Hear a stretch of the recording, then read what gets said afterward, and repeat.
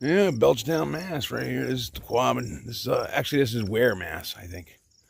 But same thing. My grandfather actually worked on this dam right here when he was a little kid. I guess he was a big for his age, so he got permission to work on it. I mean, his house was down there.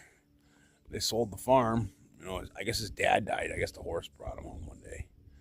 And back then they didn't have cars, or they did, but they weren't like they are now. People had horses and cars, and they had horses.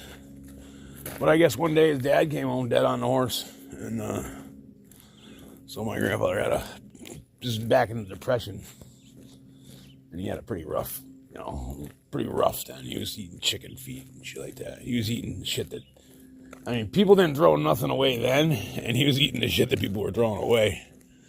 That's how rough he had it, like, here's the date. So, yeah, he must have been probably a little kid, And he had to push a roller across this dike right here every day, because if this dam wasn't here, it never would have flooded, But, yeah, he was rolling this dike, pushing a roller across this thing every day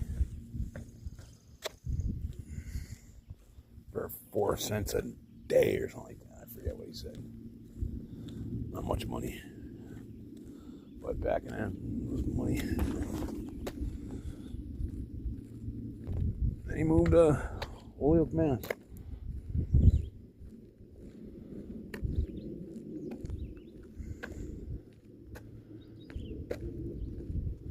When I was a kid, you used to be able to drive across this dike.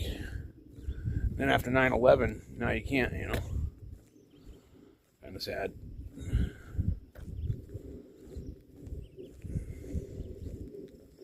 Yeah, you used to be able to drive across and drive all the way down there and then park at the road down there, and there'd be all kinds of people hanging out on this dike, like a park.